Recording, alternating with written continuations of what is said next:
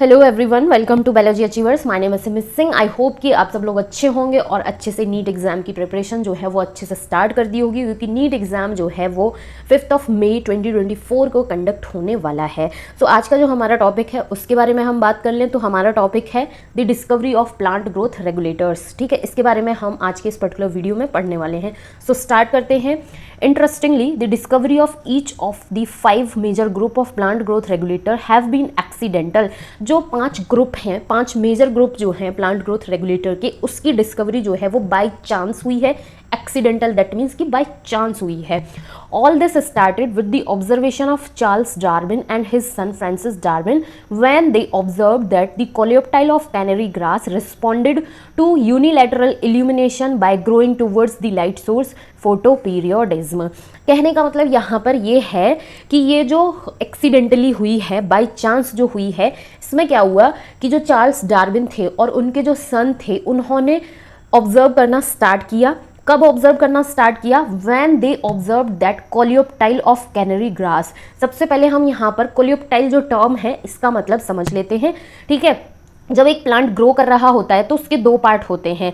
ठीक है, ये वाला जो पार्ट होता है इसको हम बोलते हैं शूट एपिकल मेरिस्टेम। रूट वाले रीजन में जो ग्रो कर रहा होता है उसको बोलते हैं हम रूट एपिकल मेरिस्टेम। तो यहाँ पर क्या होता है कि जो शूट एपिकल मेरिस्टेम है, दैट मीन्स कि शूट एपिकल मेरिस्टेम का भी अपर पार्ट, ठीक है, शूट वाले रीजन का सबसे अपर पार्ट, उस पर एक प्रोटेक्टिव शीट होती है। तो ये जो प्रोटेक्टिव शीट होती है इसी को हम कोलियोप्टाइल के नाम से जानते हैं।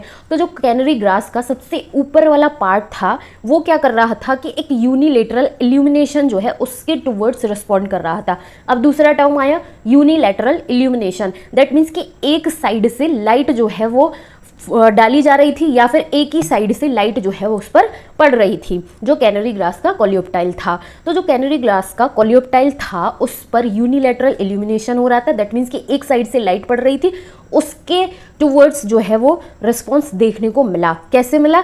क्योंकि जिस डायरेक्शन से लाइट सोर्स जो था मिल रहा था, ठीक है, पड़ रही थी लाइट, उस तरफ कोलियोप्टाइल जो है वो ग्रो कर रहा था और बेंड भी हो रहा था। ठीक है, ये चीज़ किसने ऑब्जर्व करना स्टार्ट किया था? डार्विन और उनके जो सन थे उन्होंने ये चीज़ ऑब्जर्व करना स्टार्ट की। ठीक है, अब जब उन्होंने ऑब्जर्व करना स्टार्ट कर दिया तो उसके बाद क्या हुआ? After a series of experiments बहुत सारे किए फिर उन्होंने, it was concluded that the tip of coleoptile was the site of transmittable influence that caused the bending of the entire coleoptile। जब इन दोनों ने बहुत सारे एक्सपेरिमेंट्स जो हैं उसकी सीरीज़ जो है वो कंडक्ट की तो उनको अपने एक्सपेरिमेंट का जो डेटा था उससे क्या कंक्लूजन मिला? उन्होंने ये कंक्लूजन निकाला कि जो टिप है, कोलियोप्टाइल टिप है, अपर पार्ट जो है उसमें क्या है, कोई एक ऐसा ट्रांसमिटेबल इन्फ्लुएंस, दैट मीन्स कि कोई एक ऐसा केमिकल सब्सटेंस है जो कि इस बेंडिंग को, पूरी की पूरी जो बेंडिंग है कोलियोप्टाइल की, उसको इन्फ्लुएंस कर रहा है, उसको बढ़ावा दे रहा है। फिगर 15.10 में यही चीज़ जो है वो एक्सप्लेन की गई है। Experiment use to demonstrate that tip of the coleoptile is the source of auxin, arrows indicate direction of light. ठीक है, ये क्या है? कुछ कोलियोप्टाइल जो है उसकी टिप्स हैं। यहाँ पर ये जो एरो दिखाए गए हैं ये क्या है? लाइट सोर्स जो है उसकी डायरेक्शन है। दैट मीन्स कि यहाँ पर हम कह सकते हैं कि कोई लाइट का सोर्स है जिससे इसी डायरेक्शन में लाइट जो है वो पड़ रही है और जो कोलियोप्टाइल जो है वो लाइट की तरफ बेंड कर रहा है, ग्रो कर रहा है उसका शूट वाला कोलियोप्टाइल टिप। और ये जो कोलियोप्टाइल टिप है इसमें ट्रांसमिटेबल इन्फ्लुएंस, दैट मीन्स कि कोई केमिकल प्रेजेंट है जो कि इस बेंडिंग को करा रहा है। सो आई होप अभी तक का जितना कॉन्सेप्ट हमने पढ़ा वो अच्छे से समझ में आया होगा। अगर फिर भी कोई कहीं पर डाउट है, कोई टर्म नहीं समझ में आता है तो प्लीज़ कमेंट सेक्शन में ज़रूर कमेंट करें। एंड वीडियो हेल्पफुल रहता है, कंटेंट हेल्पफुल रहता है तो प्लीज़ चैनल को ज़रूर सब्सक्राइब करें। आगे हम देखते हैं। Auxin was isolated by FW Went from tips of coleoptile of oat seedling. ठीक है, तो जो ओट सीडलिंग के कोलियोप्टाइल टिप थे वहाँ से ऑक्सीजन जो है उसको आइसोलेट किया गया। किसने आइसोलेट किया? FW वेंट नाम के साइंटिस्ट। तो यहाँ पर ये जो साइंटिस्ट का नाम है जिन्होंने ऑक्सीजन को आइसोलेट किया था वो नाम बहुत ज़्यादा इंपॉर्टेंट है, नीट एग्जाम में पूछ भी लिया जाता है। ठीक है, आगे अब हम देखते हैं डिस्कवरी के बारे में। नेक्स्ट जो बात की गई है दी बिकाने फूलिश डिसीज, फूलिश सीडलिंग कहने का मतलब ये हो गया, ये जो बिकाने डिजीज़ थी ये क्या है? ये पागल बनाया गया था। हुआ क्या था कि आई थिंक जापान की ये शायद स्टोरी है, वहाँ पर फ्यूजिकोरा, जिब्रेला फ्यूजिकोरा नाम का जो पैथोजन था, फंगल पैथोजन था, उसकी वजह से जो राइज सीडलिंग थे, राइज के दैट मीन्स कि जो चावल के प्लांट जो होते हैं, ठीक है, उनमें इसका इन्फेक्शन हो गया, जिसकी वजह से जो राइस प्लांट था वो बहुत ज़्यादा हाइट में ग्रो कर गया और उसके जो सीड थे, सीड तो बने लेकिन उसके अंदर राइस जो है वो नहीं था, चावल का जो दाना होता है वो नहीं था, आउटर कवरिंग जो है वो चीज़ बनी थी।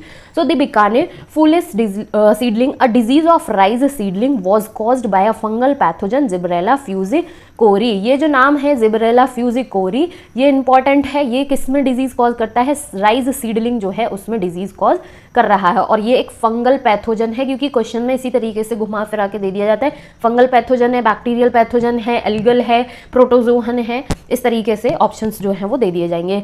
ई Kurosawa reported the appearance of symptoms of the disease in uninfected rice seedling when they were treated with sterile filtrate of the fungus।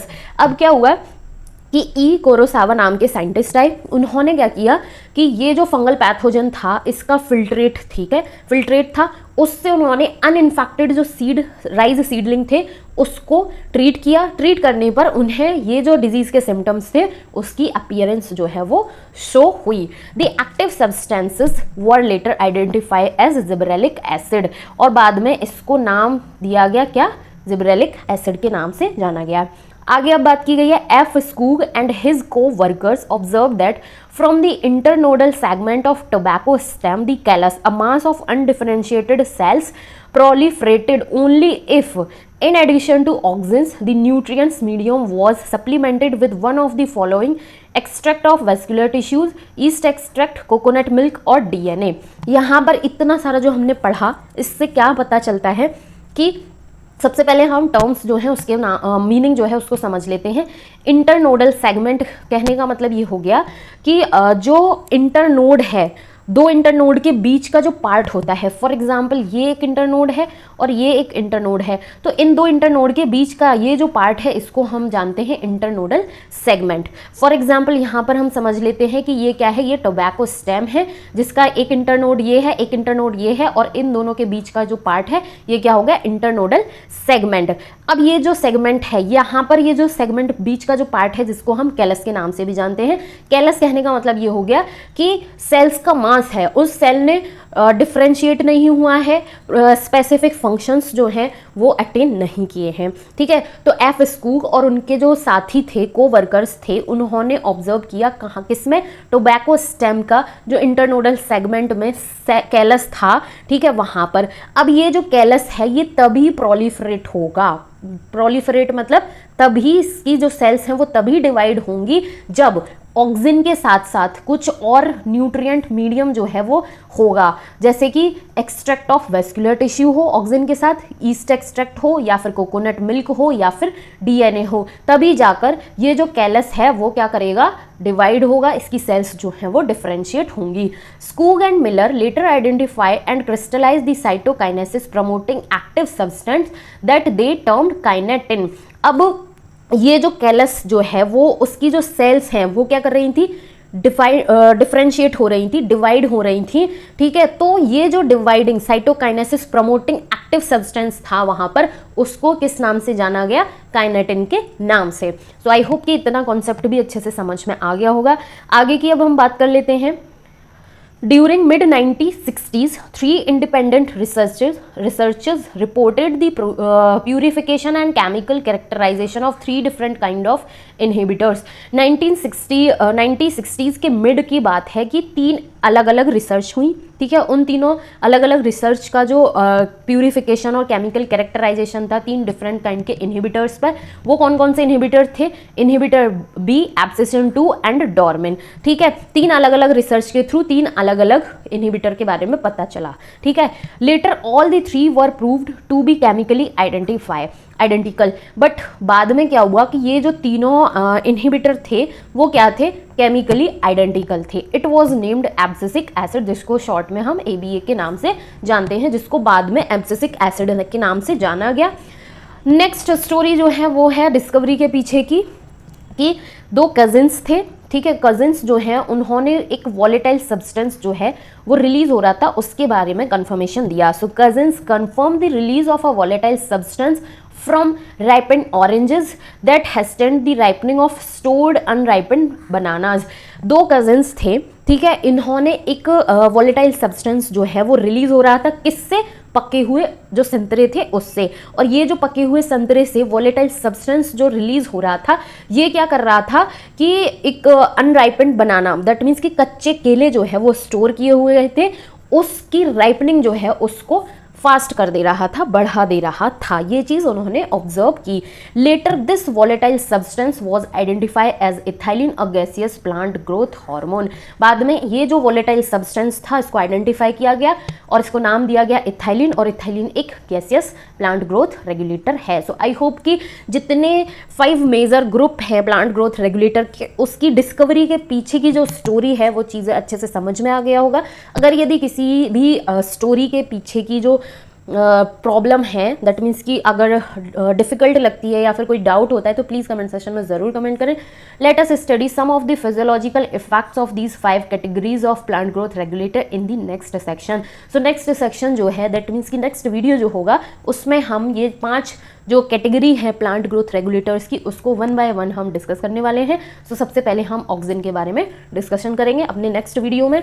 तब तक के लिए ये वाले वीडियोस देखें। इस पर्टिकुलर चैप्टर के भी बहुत सारे वीडियोस मेरे चैनल पर अवेलेबल हैं। अगर यदि किसी भी वीडियो को लेकर या फिर किसी भी टर्म को लेकर कोई कन्फ्यूज़न होता है तो प्लीज़ कमेंट सेशन में ज़रूर कमेंट करें, और अपनी तैयारी जो है वो बहुत अच्छे से अभी से स्टार्ट कर दें, क्योंकि टाइम बहुत कम है और सिलेबस जो है वो बहुत अच्छा खासा होता है।